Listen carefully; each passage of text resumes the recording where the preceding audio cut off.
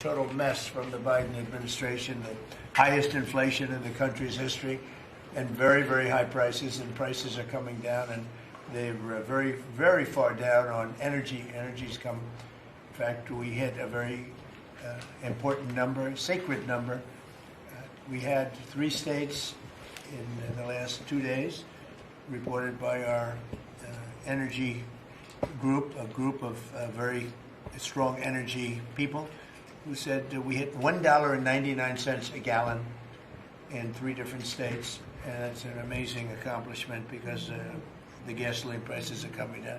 When gasoline comes down, everything, it's such a big category that when gasoline comes down, sort of everything sort of follows. But we inherited a mess, affordability, but you can call it affordability or anything you want, but the Democrats caused the affordability problem, and we're the ones that are fixing it. So it's a very simple statement. They caused it, we're fixing it. And they have a tendency to just say, this election's based on affordability. And nobody questions them, John. You know, nobody says, oh, well, what do you mean by that? But they just say the word. They never say anything else because they caused the problem, but we're fixing the problem. And we're pleased to be joined today by many of the wonderful members of the farming community, as well as the Secretary of Agriculture, Brooke Rollins. Brooke, thank you. Thank you, sir. Treasury Secretary Scott Bessent. Thank you very much, Scott. Senator John Bozeman. Thank you, John. Good job. John Hoeven. Thank you, John. And Deb Fisher. Thank you very much. As well as Representative Austin Scott, who's been with us right from the beginning. Thank you, Austin. Good job.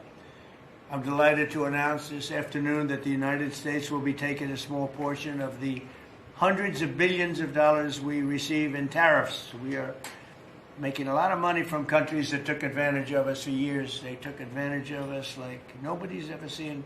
Our deficits are way down because of tariffs.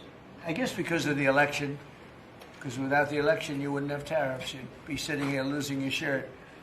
But we're taking in billions. We're really taking in trillions of dollars, if you think about it, Scott, because the real numbers, you know, when you think of all the money being poured into the country for new auto plants and all of the other things, AI. So what we're doing is we're taking a relatively small portion of that, and we're going to be giving and providing it to the farmers in economic assistance. And we love our farmers, and as you know, the farmers like me, because you know, based on voting trends, you could call it voting trends or anything else, but they're great people. They're the backbone of our country. So we're going to use that money to provide $12 billion in economic assistance to American farmers. $12 billion is a lot of money, Meryl. What do you think? Peanuts for you, though, right? Peanuts. She's a farmer of rice. This relief will provide much-needed certainty to farmers as they get this year's harvest to market and look ahead to next year's crops, and it'll help them continue their efforts to lower food prices for American families. And again, we inherited something that we inherited the worst inflation in the history of our country, and we're taking care of it. Farmers are an indispensable national asset, part of the backbone of America. I've always felt it so strongly. They're so important. Unfortunately, under sleepy Joe Biden, he was a sleepy guy, our farmers were crushed by the worst inflation in modern history and crippling restrictions on energy, water, and countless other necessities for farmers. And what they did to the farmer in terms of putting the brakes on was just absolutely unacceptable. In my first term, we had an agricultural trade surplus by a lot. We had a big surplus, meaning we were exporting American agricultural products all over the world, making a net profit, and in many cases a very substantial profit. He came in and ruined it. Biden turned that surplus into a gaping agricultural deficit that continues to this day, but we're knocking it down. It's starting to go very good. In fact, China, as you know, is buying a tremendous amount of soybeans, and the number, I spoke with President Xi recently, very recently, and I think he's going to do even more than he promised to do. So I think the relationship is a very good one. I think he's going to do more than he promised to do, and what he promised to do is a lot. So we're very happy with that. In the last year, Biden bankruptcies rose by 55%, having to do with farms. So farm bankruptcies under Joe Biden went up 55%. That's not good. But now we're once again in a position where a president is able to put farmers first. But unfortunately, I'm the only president that does that. On day one, I terminated the Green New Scam. Energy prices are down. Gasoline prices are down. We've slashed record numbers of crippling regulations, and we're working on huge trade deals already, securing $60 billion in agricultural purchase commitments. And, you know, Biden made none. He didn't make any trade deals having to do with the farmers or any of it. It's crazy. China committed. He was the worst president in the history of our country, by the way, in case anybody has any questions. China committed to over $40 billion of soybean purchases, and that's a commitment. And I asked President Xi if he could even up it. And I think he'll do that. I mean, not a commitment.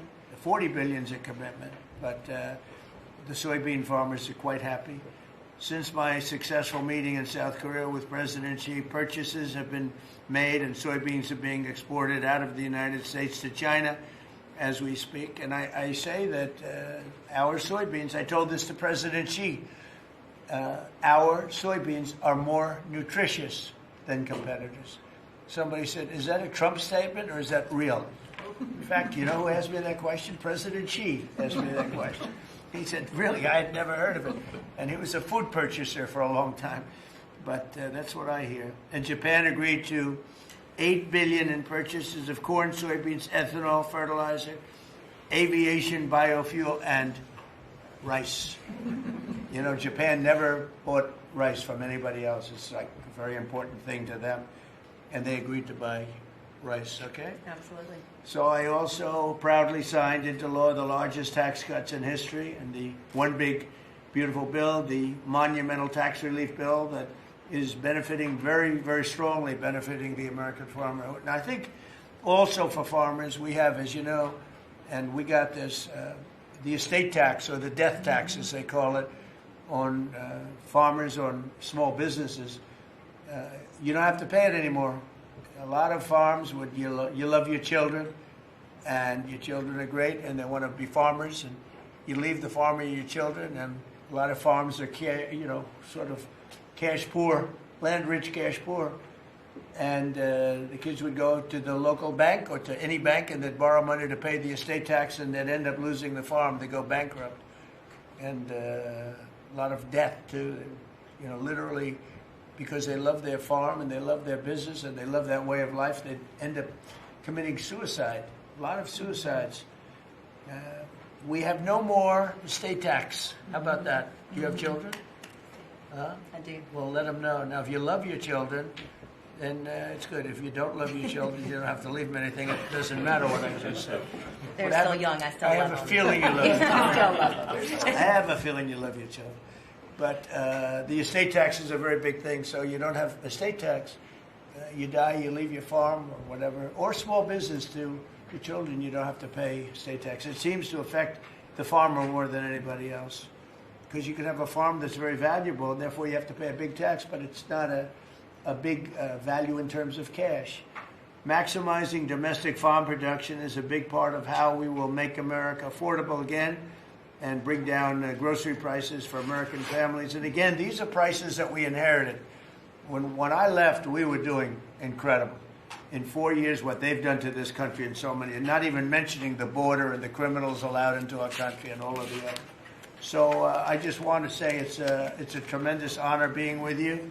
I'd now like to ask Secretary Rollins to provide some of the details, followed by Secretary Bessent, Director of the National Economic Council, Kevin Hassett, Senator Bozeman, Representative Scott, and then we go to a couple of the farmers' representatives, but we'll all get involved a little bit. You can speak. Anybody is shy to speak in front of the press, and I don't blame you if that's the case, but farmers, Court Holub and Merrill Kennedy will say a few words also, and then we'll have a little discussion, okay?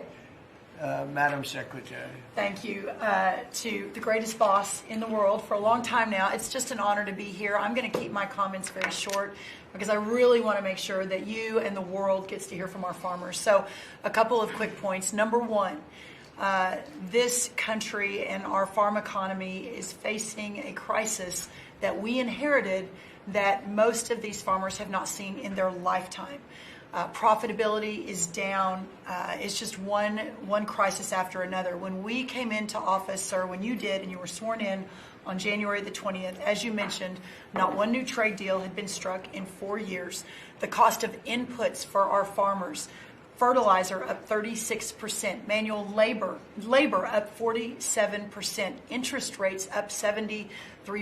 When you combine the cost of inputs for our farmers married to no new trade deals, and then you're facing an administration whose priorities were DEI, climate change, putting the farmer aside. I mean, it was an absolute war on agriculture and on our rural communities.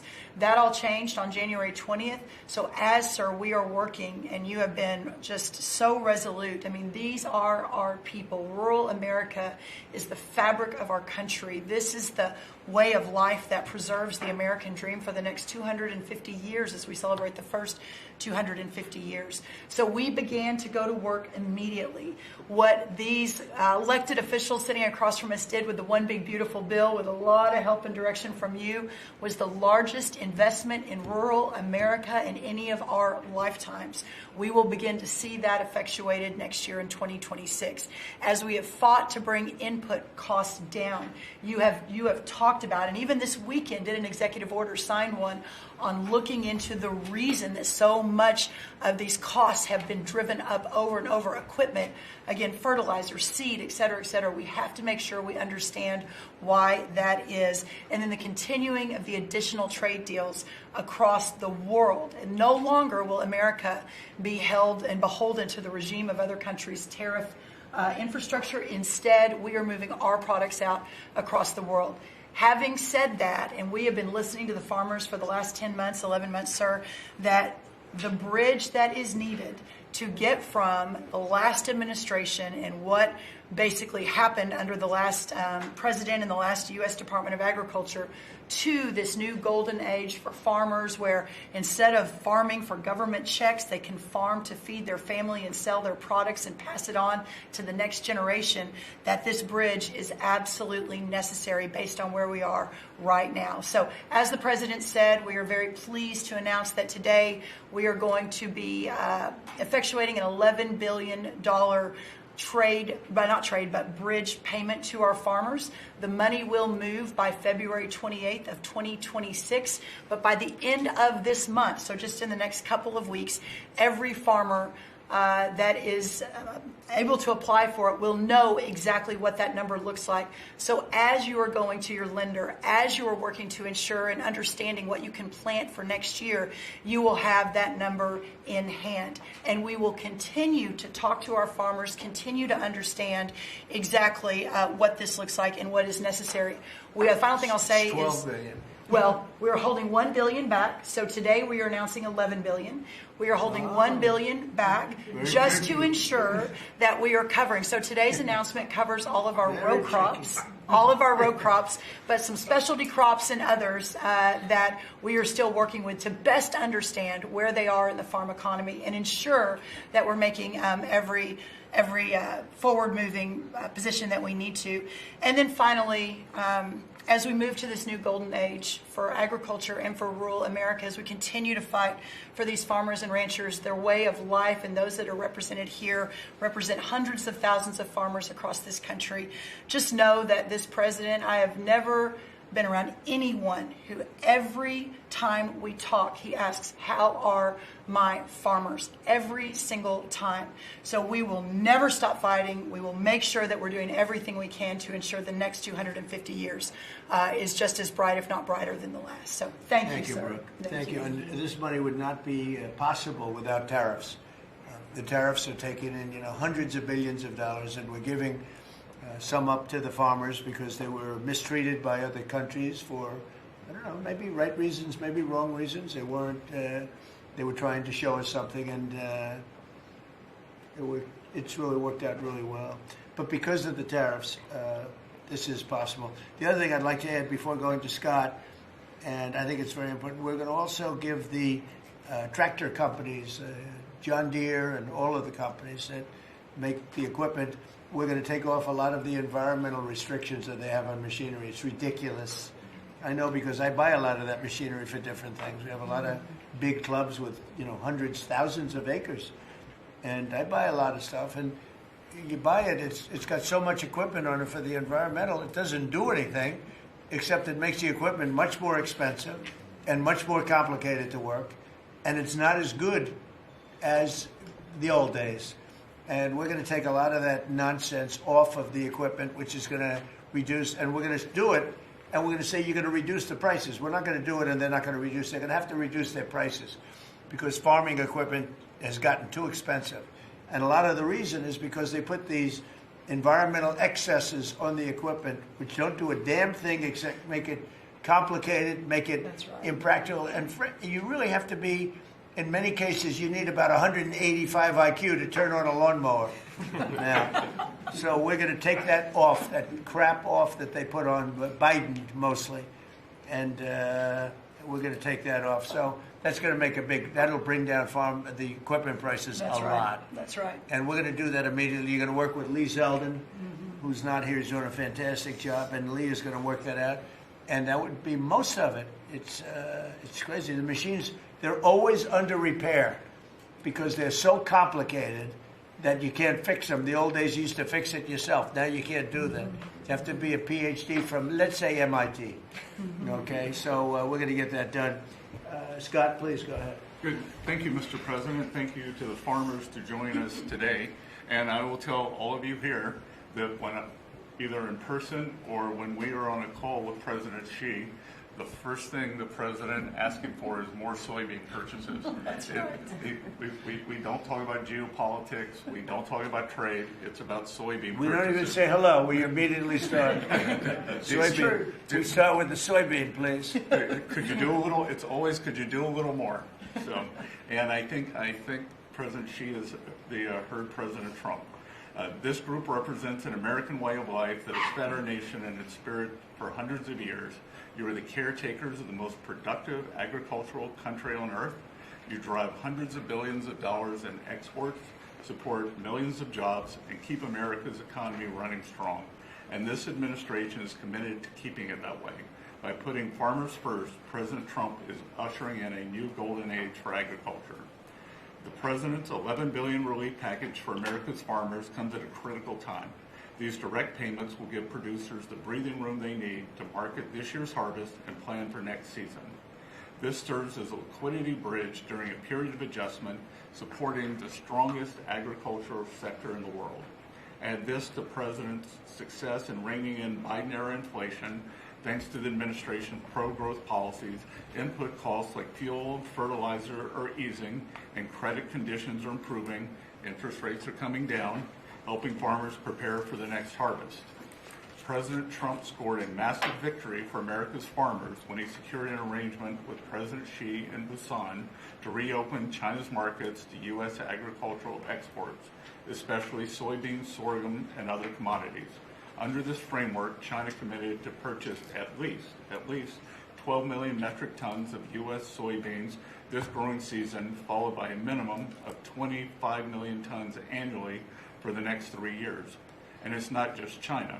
At the President's direction, Treasury, USTR, and the Department of Commerce have secured supplemental purchases of U.S. agricultural goods in major trade agreements across the world to open new markets to America's farmers.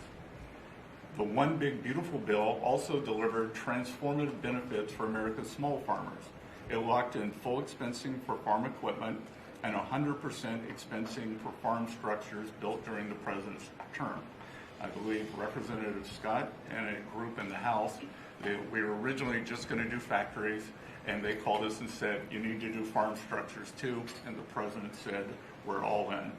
And it extended and enhanced much-needed relief from the punishing death tax, giving family farms greater certainty as they plan for the next generation. Mr. President, thank you for putting America first by putting your farmers first. Through pro-growth, pro-farm agenda, you are ushering in a new golden age of American agriculture, and Treasury is proud to help in this.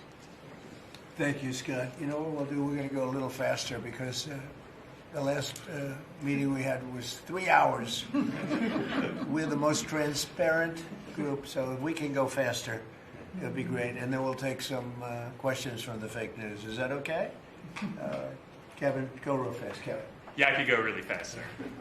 Yeah. Sir, the farm economy, you always ask me to just get a few numbers to put it in perspective. And as I've looked through the incredible performance of these people that work so hard and are such important people for keeping communities alive, the thing that struck me the most, because you and I were here in the White House during COVID, is that during those terrible COVID times, farm production didn't go down. Like these farmers, they went to work every day and they produced so much. But then Joe Biden came in, so we had COVID, and farm production didn't go down. And then Joe Biden came in, and he really wrecked the farm economy. And so during Biden's term, 150,000 farms closed, sir. 150,000 farms closed after we went through COVID, and we didn't have a problem. Now, why did we do it? Why were we able to do that? I'm going fast. The first is that, do you know that expenses for farms fell 5% while we were here because of all the things that we did, expensing and everything else? But under Joe Biden, they went up 13% because of all the regulations, energy, everything else. But the thing that really jumped out at me the most is because you had high growth and low inflation. Interest expense for the farm economy fell $120 million per year while you were there in the White House. But under Joe Biden, it increased by $8 billion per year. And so you wonder why it is that we need this $11 billion, maybe $12 billion to build a bridge loan to America's farmers. It's because we know how to fix it, but there really was a hole that was dug in the previous administration. Thank you. Hope it's Thank fast you very enough. much. Good. That was quick. That's good. Appreciate it. Senator, please. Yes, sir. No, thank you so much. Thank you for convening us this great announcement and all your hard work for farmers. I think I was reading the clips, and I think yesterday you talked about, Mr. Secretary, about farmers needing certainty, and which is so true. This bridge note is one of those things that provides certainty. I also, as I was reading that, thought to myself, the one thing that farmers can be certain of is the fact that you've got their back, and you proved that through the years in the last administration and now this. I was giving a presentation to the Senate a while back, and I was talking about us having the cheapest, safest food supply of any place in the world. It's not just about the farmers in rural America.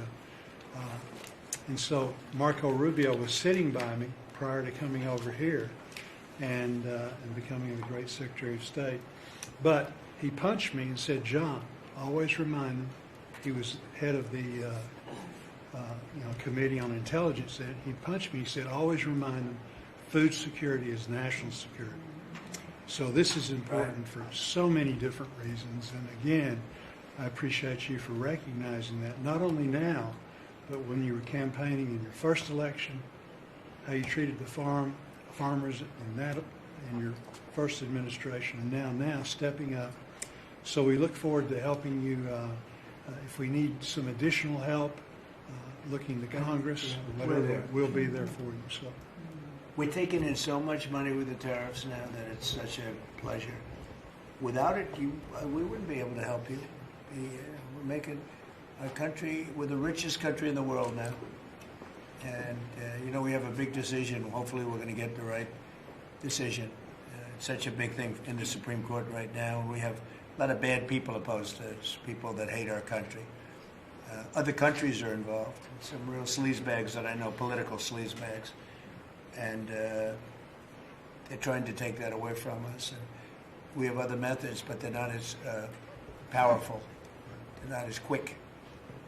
Some of the wars that I solved wouldn't have been solved using those methods. So it's a very important thing, the tariff. The decision of the Supreme Court's a very important thing. And Scott, we can do it other ways, but it's slow and it's cumbersome, and it doesn't have the power. It doesn't have the national security power that we have. So I hope we're going to be successful. That's all I can tell you. Austin, please. Thank you, John. Well, first of all, President, thank you for the selection of Brooke Rollins as Secretary of Agriculture. That was a big first step. You want to keep her? Absolutely. Can I Absolutely. butt in and second that? She's, not only her, but her staff does a tremendous job. I agree. And Remember we really eggs? do Remember we came in appreciate and all she does. Absolutely. the people in the media, I'm going to be nice, people in the media were 3 days into offices, you right? They're saying egg prices are up like 90% more than that. And I said, I just got here. I didn't know about it. Anyway, she got those prices down to below what they were before. She's doing a great job. Now beef is starting to come down, and some other things are starting to come down. Again, we inherited these problems, but we're getting them down. Go ahead, please. She's a fact-based decision maker, and the egg issue is where I learned about her. She said, we're not going to use a vaccine that doesn't work. We're going to develop a vaccine that does. Right. And that is 100% what it takes. And so we have to make decisions based on facts. And President Trump, the trade issues, I want to thank you for exposing what other countries are doing to us. Yep. I want to mention one specifically for the benefit of Kevin and Scott. I hope they're paying attention to it, but the European Union deforestation regulation, where they are imposing on our landowners rules that were established for Brazil, and now they're telling the American farmer what they can and can't do on their own land through this European Union deforestation regulation. Now, what does that tell? Explain that. They are telling the American farmer that if their timber is cut and they are going to use that land for pasture land or for production agriculture, that they will not take the timber or the byproducts from the sale of that timber. And I have talked with James a little earlier about we need to make it clear to Europe, Mr. President. If you could give me a 2-paragraph statement on that, I will give that to them, and they will do what they have to do. Yes, sir. We're always helping them, and they do this kind of stuff. And they pass little regulations that cost billions of dollars. It takes them 2 minutes to do it. They do it. Very tough. No good. You give me a couple of paragraphs. That's all. We don't have to do a lengthy study, and I'll get that changed fast. Okay? Thank you very much, President. We love you. It's incredible. It's incredible. I mean, every day it's something else. A country that can't feed itself doesn't know what freedom is. And so thank you for making sure that our farmers have the tools that they need so that we as a country can feed ourselves. Well, just what you said to me about, the European Union. Now, that guy's the European Union, right? We have to be able to act quickly with tariffs. We can't just, go to a committee, go to a study that takes 7 months and talk. We got to be able to act quickly. So thank you very much. John? So thank you.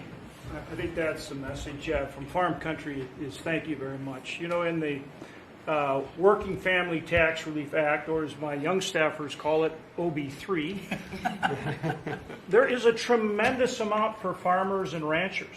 You mentioned the credit as far as estate tax, which is so important. You analyzed it just right. But also in there, we enhanced ARC and PLC, which is a countercyclical safety net, thanks to the strong leadership of Senator Bozeman and our colleagues in the House. But we also included the Farmer Act, which was my bill to make crop insurance more affordable.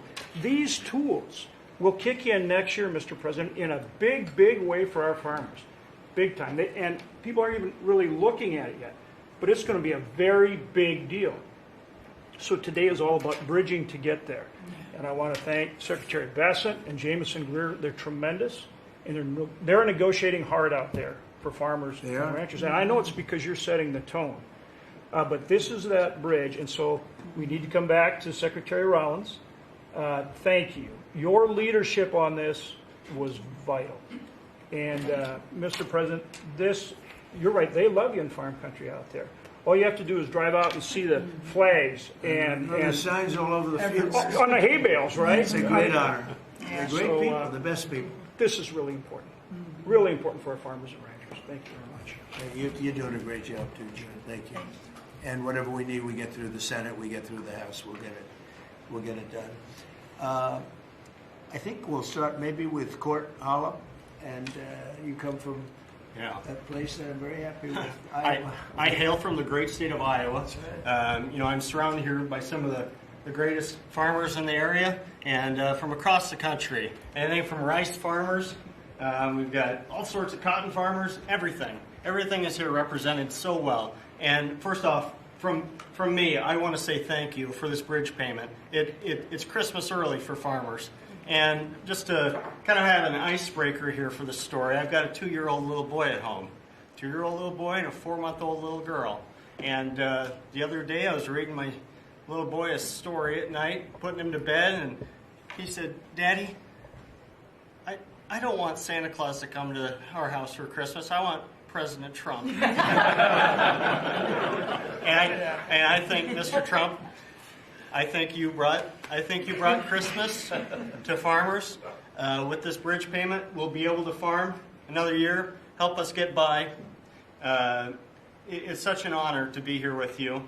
I lost my grandfather and a hard hand in 2002 in a farming accident.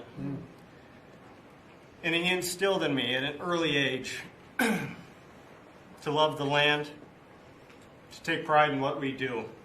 Was that a machine accident? It was a machine accident. And it gets in your blood to farm. It's in our blood.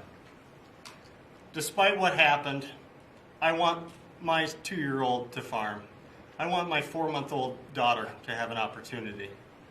And what you're doing here in D.C. is working. You have a backbone to stand up to other countries for trade. You're getting things done.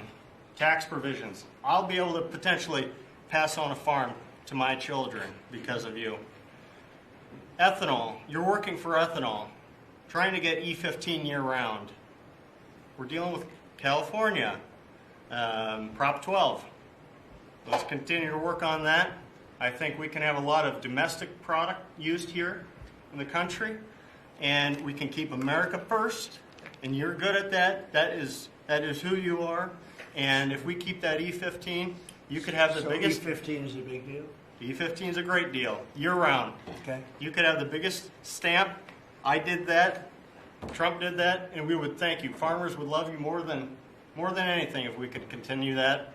Continue to use domestic product, use the byproducts, and even be able to export to other countries. And so what you've done here, and just having us here in the White House with you, sitting beside the Secretary and all these other great individuals here, what a true honor. And I will take pride in this meeting, and I will take this home for many generations to come. And because of what you're doing, hopefully them generations can stay on the whole Bland farm.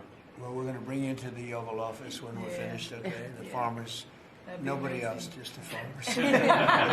And we'll take some pictures. Our representatives also. Okay? We have to look at them because they're doing a great job, John and Austin. We appreciate it. You're doing a great job. Meryl, go ahead, please. Tell us about rice. Rice. Well, thank you, first of all, for inviting me here. And my friend, the secretary, you have an incredible lady right here. She really is. Along with being a mother of 3 and a wife, I run my family's agribusiness, Kennedy Rice Mill, in a little town called Morouge, Louisiana, about 1,000 people in the northern part of the state. We employ around 150 people taking rice from the field to a finished product, supplying some of the largest food companies that many of you would know here domestically, but also abroad. And my sisters and I, because there is 4 of us, right? I'm the youngest of 4 daughters, started our own rice brand a few years ago to just tell the story of American agriculture that hadn't really been told before. But I wish I was here under better terms. I'll tell you, I think the rice industry thanks you sincerely for what you have done for the California rice market into Japan. It has been monumental for our industry.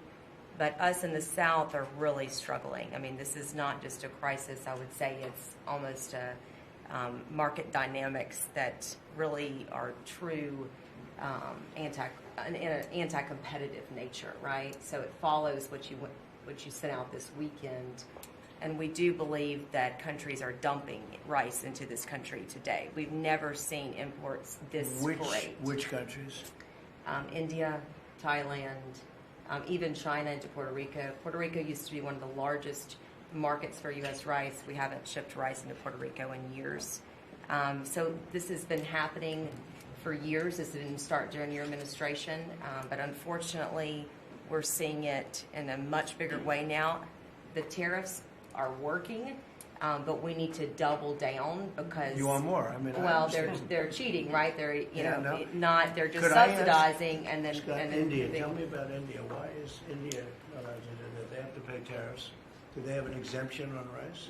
No, sir, we're still working on their trade deal, so we'll. Yeah, but they should be dumping. I mean, I heard that from others. You can't do that. There's a WTO case against India Give me right now. give me the countries if you could. Go ahead. India. Who else? So Mark it India, down. Would you, Scott? Yes, sir. India, Thailand, China into Puerto Rico, not into the continental U.S., but into Puerto Rico. Those are the main culprits. So Puerto Rico used to do a lot of business, and now you. 100% Puerto Rico was U.S. based, All right. and So now easy to it's, set up. Okay. but there's others too, and I can get you a full list. Give as me well. a full list. Of course I can. All right. So. Go ahead. So truly, this is a national security issue. I think you put it just perfectly. And so I want for all of us in the room to know that rice is more than just a commodity. It's a currency in many of these And countries. you love rice, right? I You love rice. it? Yes, I'm going to get you to love rice too. The next time you're not going to have a button for a Coke, you're going to have a button for a rice. Get a little bit of But The farmers our- love what they do. Yeah, That's true. Well, our farmers can feed this nation and many nations abroad, but we need fair trade, not free trade. And so we appreciate what you've done today. We appreciate what you did in the big, beautiful bill. I mean, my word, you really changed reference prices. And, we're hopeful that we can even move that further. I know that rice prices right now are the lowest they've been in over 40 years. So we're going to struggle. We're going to max out on our payments probably. So that's something that I know those in Congress can potentially help us with to change. But again, we appreciate everything you're doing. That's solved so quickly with tariffs to these countries that are illegally shipping. It's solved. Your problem is solved in one day. That's why we have to win the Supreme Court case. In one day, that problem's solved. It's so unfair. They go out of business. They put everyone out of business. That's what they did to our car industry. We lost more than 50% of our car industry because of that. We lost our chip industry. Went to Taiwan because of that. If you had a president that said, no, you can't do that, it's 100% or 200% tariff on chips if you make them outside of the United States, we would have never lost our chip industry. But we're going to have 40 or 50% of it back very shortly because they're all coming in now from Taiwan. They're building chip companies. But it's the same thing with rice. Thank you, darling, Yeah. very much. Thank Really you. nice. It'll be good. We'll Thank you. get it solved very quickly. We just need the countries. We just give us the names of the countries. Yeah. Tariffs, They again, own the it largest solves the problem in 2 minutes. Yeah, they've bought the largest brands at retail too, right? So they have an incentive to subsidize their products so that they can keep it on the Yeah, shelf. who did that? The Indians own the two largest brands. All right, then we'll take care of it. It's Thank very, you. it's so easy. So, do you have any questions? Yes, President Trump. How are How you? about keeping it on farming? Your team answered all of my questions on Boats. farming, but I do. Do you have a farm Mr. question? President, in the interest of affordability with this aid package, I assume that that's something you want consumers to see before midterms next year. How quickly will that affect prices at the grocery store? Well, I think the prices are going to be going down already. I mean, the prices are way down. We brought prices way down from what it was. We inherited high prices. We inherited the biggest inflation in the history of our country. That means prices going up. And we brought it down very substantially. Now inflation is essentially gone. We have it normalized, and it'll go down even a little bit further. You don't want it to be deflation either. You have to be careful. But we brought it way down. We had inflation that was the highest in the history of our country. They say 48 years, but I say the history. 48 years is pretty bad too, right? So we're solving those problems. President Trump, We're would bringing you- them way down. Yeah. Would you consider MAHA incentives for farmers that go by MAHA guidelines? Well, a lot of the farmers like those MAHA guidelines. Yeah. So I mean, they do. We like MAHA. How do you feel about Yeah, that? let me answer that. So this is another reason, I didn't mention it, but this is another reason I think that what we're moving into is a golden age for agriculture. As Secretary Kennedy and I, and across our cabinet with the president's leadership, focusing on making America healthy again, the undergirding foundational effort in that is our agriculture industry. It is our farmers and our ranchers. So as the new dietary guidelines come out in early January, where USDA alone spends $400 million a day on nutrition programs, that's a whole other SNAP, fraud, etc. But when you think about what a market mover that is, as we begin to move the market toward more locally produced, American-made, healthier products, closer to the schools, the hospitals, etc., you again begin to open up so much of the market for the great products produced by these farmers instead of ultra-processed foods out of a box. So there's a lot that's going to be coming on that as well. I'm really excited. I have one more question. It's not related to farming, but if you'll entertain. I'm Kara from Lindell TV, Kara Kashnov, and I'm not fake news, just so you know. And everybody's talking about the pipe bomber over the weekend, the suspect that was taken into custody. I reported on Biden's kangaroo court for 4 years, and this is an important question to me. Everyone knows that J6 was a Fed's direction to set you and your supporters up. So my question is, what's your gut instinct about the new pipe bomber suspect taken into custody? Does your instinct tell you that he acted alone? And also, Mr. President, how do you feel about the lead prosecutor on the pipe bomber case? Jocelyn Ballantine is the same prosecutor that allegedly asked the J6er to lie to frame you for J6 when you did nothing wrong. What are your thoughts? Well, thank you. I really appreciate that question. It's sort of a statement, and I appreciate it very much.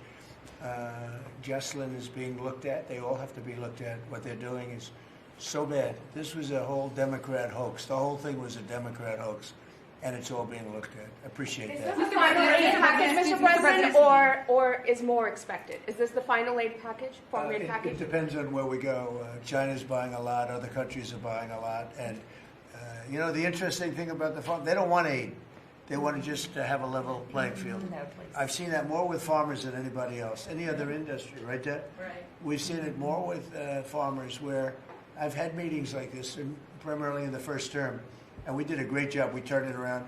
This is going to be the golden age. But the farmers don't want aid. They want to have a level playing field, because if they have a level playing field, they'll do better than anybody else. They're better than anybody else. Our product is incredible. Our machinery is incredible, right? I mean, we do have the best machines. It's a very big statement I made, though. The environmental excess that we have put onto our tractors and all of our machinery. Do you all agree with that, by the way? You don't know. It's got to go. It doesn't do anything except make the machines break all the time. Yeah. And I must say, I like to buy old machinery. I said, buy old, because it's better. The new stuff is terrible. It never works. Never works. Mr. President, you said that you would have no. Listen to Mr. this. President, you said you would have no problem with releasing the full video of that strike on September 2nd off the coast of Venezuela. Secretary Hegseth now says. You said that. I didn't say that. This is ABC fake news. You said that you would have no problem releasing the full bit. Okay, well, Secretary Hegseth. Whatever Hegseth wants to do is okay with me. He now says it's under review. Are you ordering the secretary to release that full video? Whatever he decides is okay with me. So every boat we knock out of the water, every boat, we save 25,000 American lives. That was a boat loaded up with drugs. I saw the video.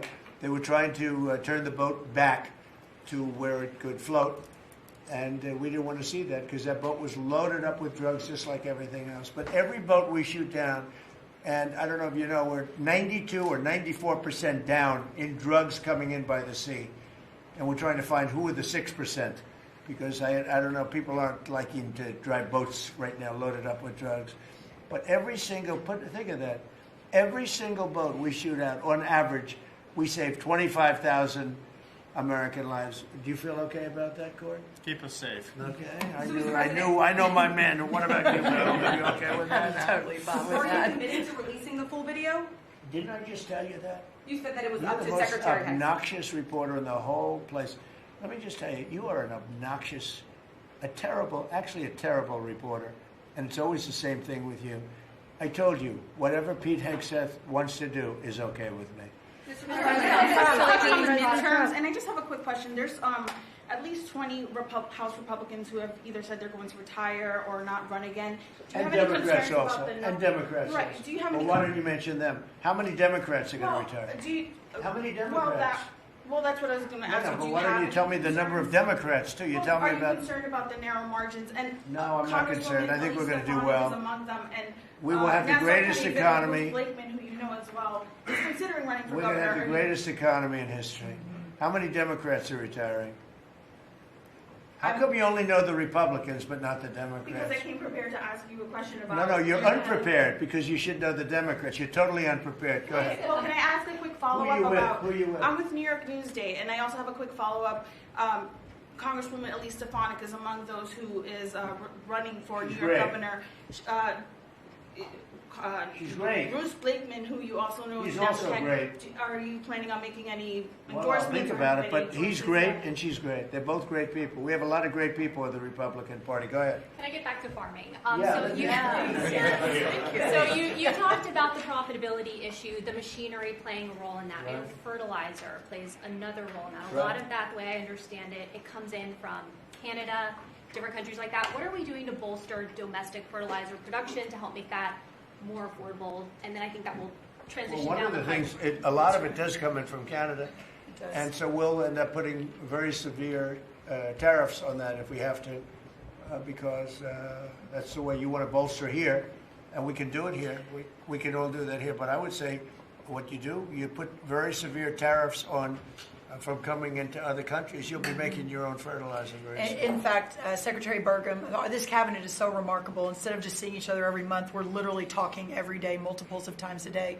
But our Secretary of the Interior, I, and Secretary Besson and others, we have a whole plan in place, including the reshoring of fertilizer and the opportunity to do it in America.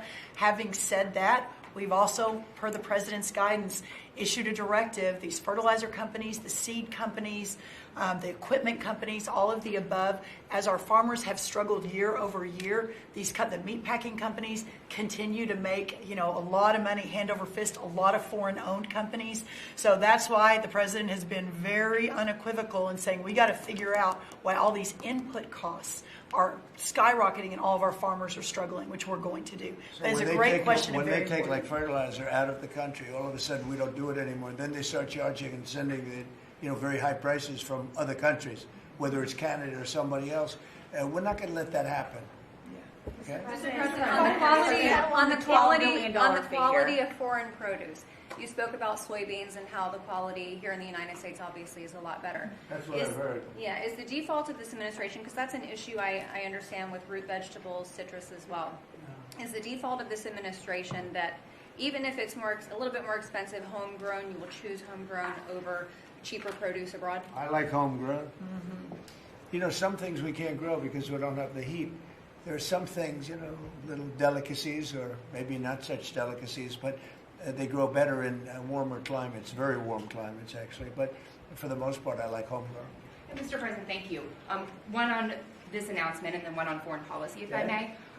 Are you open to tapping into tariff revenue again should farmers find they need additional relief to get to that level? Yeah. If we're going to make the farmers so strong, and I'm not even talking about financially, because they just want to be able to produce what they can produce, and we're going to make them so strong that it will be indeed a golden age for farmers.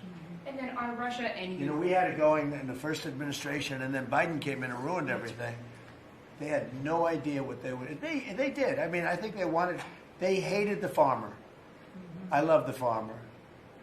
That's why I got 94% of the vote from the farmers. But they hated the farmers. I love the farmers. Go ahead. And then on Russia and Ukraine, obviously your administration has been having talks with each side. Given that there is no peace deal at this point, will your administration stay engaged in those talks to effort a peace deal? We just want to see people stop from being killed. We don't, as you know, Joe Biden gave them $350 billion. And I gave them nothing. I did give them javelins at the beginning and knocked out a hell of a lot of attacks. But and Obama gave sheets. Remember, Obama gave sheets and I gave javelins. But no, we have a great situation going over there, except for one problem. You got a lot of people dying, and I want to see that stop. So you have mostly Ukrainian soldiers and Russian soldiers.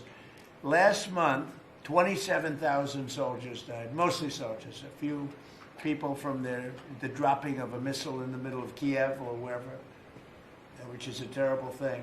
But mostly soldiers. 27,000 soldiers died last month.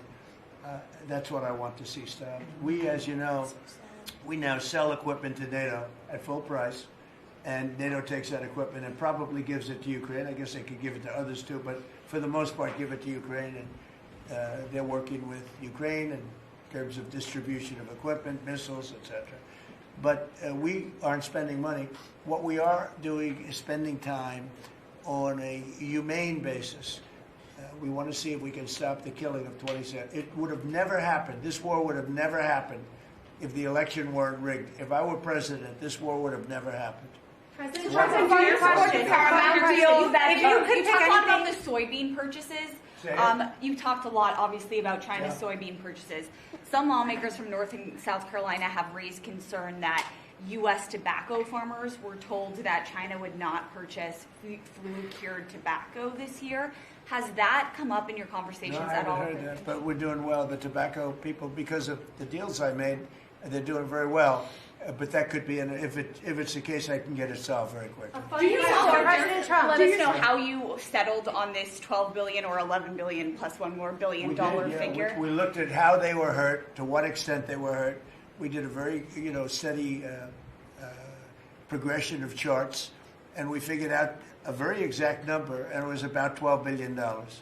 President Trump, if you had one Christmas wish for America besides making American farmers great again, what would it be? I would say very simply, I go by a statement. When people ask that question, remember that question was asked to Ted Kennedy, and they said, "Well, what are you going to do to make America great?" And he couldn't answer the question. I have a very simple: we're going to make America greater than ever before, and we're going to do it through a series of tariffs, intelligent taxes, and incentives. And our country has never been stronger. We've never had anything like coming in. We have $18 trillion coming into our country right now. There's never been anything like it. And if you ask me that, I'll say I just want to keep doing what I'm doing because there's never been anything like that happen. Do you support the biggest number ever in history was $2 trillion, and we're at $18 trillion. This is money pouring into our country on building car plants, on building AI plants. We just want to keep doing exactly what we're doing because nothing like this has ever happened in the history of the world, not just our country. There's never been, Scott, would you say that's right? There's never been anything like the investments coming into America. So this is a record year. Record year. Do you support the Paramount deal, sir? On healthcare, Mr. President, 22 million Americans are expected to see their healthcare insurance premiums start to rise by the beginning of next year. You're talking about because Obamacare is so bad? Yes, well, sir, because the Obamacare subsidies are expiring. Are you going to do because anything? Obamacare is so bad. What is the Republican plan? Are you going to let that happen on your watch? What I'm going to do is, if the Democrats go along with it, which they don't want to because they want to make the insurance companies very rich, okay? I want the money to be paid to the people to go out and buy their own health care instead of paying to the insurance companies, their stock has gone up 1,700% in a short period of time. Did you know that? 1,700. You wish your corn went up, right? But the insurance companies' stock has gone up by 1,700%, 1,800%. They're taking in trillions of dollars. I don't want to pay the insurance companies anything. And I know a lot of them, but they're owned by the Democrats. And the Democrats have... Obamacare is a setup to make insurance companies rich. And I want to pay the people, and I want the people to go out and buy their own health care. And that's what we want to do, and that's what the Republicans want to do, because Obamacare is a disaster. And I said it 5 years ago, 4 years ago, 3 years ago. It was always a disaster. It's bad health care that's too expensive for people. And now your premiums, and you said it better than I said it. You said the Obamacare premiums are going to go up. They're going way up. And what I want to do is have the money. And you know who's getting that money? A lot of it is the insurance companies. I want the people to get the money and go out and buy their own health care. And everybody wants that. Right? Okay. When Mr. President put that bill on the floor, sir. Do you have any reaction on the fine that was imposed to X by the European For Union? what? To X, to the platform X, the fine that the European was Union... pretty amazing. You're talking about, is that European Union or is it, who did that? European Union or UK? The European Commission. Whoa, that's a nasty one. Do you consider it an attack? Elon has not called me to ask for help on that one. But no, that's a tough thing. I don't think it's right. No, I don't think it's right. I don't see, how they can do that. No, I'm not. I'll speak about it later. I'm going to get a full report on it. Look, Europe has to be very careful. We're doing a lot of things. We want to keep Europe. Europe is going in some bad directions. It's very bad for the people. We don't want Europe to change so much. They're going in some very bad directions. That was a big thing. You directed a review of the childhood vaccine schedule, possibly to match what is on par with peer nations in Europe. Would you support ending federal mandates and just making those recommendations for schools? You're gonna have to say it again. As far as the vaccine Louder. As far as the vaccine schedule for children, would you support ending the federal mandates and making it optional for schools? Well, we're looking at a lot of things having to do with vaccines and with the different. I think we take like 88 different shots, all wrapped up in one big glass of stuff like that, and we're going to be reducing it very substantially. Do you support the Paramount It'll be safe, bid, Mr. President? but we're going to be reducing it very Do you substantially. support the Paramount bid for Warner Brothers? That came I don't this know enough morning? about it. You spoke about Netflix last night, saying you have concerns about them. I know the companies very well. I know what they're doing, but I have to see what percentage of market they have. We have to see the Netflix percentage of market, Paramount, the percentage of market. I mean, none of them are particularly great friends of mine. You know, I want to do what's right. It's so very important to do what's right. Paramount deal was supported by Jared Kushner, Mr. President. Would that impact your decision? If Paramount is, I don't know. I've never spoken to him about it. He's really trying to work on Gaza. I think Gaza's his primary thing is Gaza. If you're making house visits on Christmas Eve, as he suggested, does the beast need to be fitted with sleigh rails? You want to answer that question? Absolutely. We should put sleigh rails on the beast, yes. Madam Secretary, do you support that? Go ahead. That Republican plan that you just talked about when it comes to health care, when do you expect Republicans to put that We're on? looking at it very strongly, and we're also going to the Democrats and asking them to do it. The Democrats want to make the insurance companies rich. They're all paid off by the insurance companies. A tremendous amount of the insurance company funding goes to Democrats. Why don't you ask that question of the Democrats? Because I would love to do it. I'd love all of the money to go to the people. They go to the people. You know, I put that out 2 weeks ago. It became #1 viral. People love it. I want the money to go for health care, to go to the people and let the people buy their own health care through an account. They can buy their own health care. And everybody loves it, except for the Democrats. And you know why they don't? Because they're paid off by the insurance companies. Okay, what else? Yeah, Alina Habba says she's stepping down as U.S. Attorney for the District of New Jersey after the courts disqualified her. Do you have any comment on that? Well, she's not disqualified. You've got a blue slip thing that's horrible. It's a horrible thing. It makes it impossible to appoint a judge or a U.S. attorney, and it's a shame. And the Republicans should be ashamed of themselves that they allow this to go on, because I can't appoint a U.S. attorney that's not a Democrat, because they put a block on it. So if you appoint in Virginia or in New Jersey or in California a U.S. attorney or a judge, I mean, a judge situation is ridiculous. The only people that you can get by are Democrats, because they will put a hold on it. If I put up George Washington and Abraham Lincoln to be U.S. attorney in New Jersey or to be U.S. attorney in Virginia, we have Democrat senators, they will not approve them. And this is a gentleman's agreement that's lasted for too long, and it doesn't make it, especially in light of what's going on today. It means you can't appoint a Republican U.S. attorney, and we don't play the same game with them, but they do.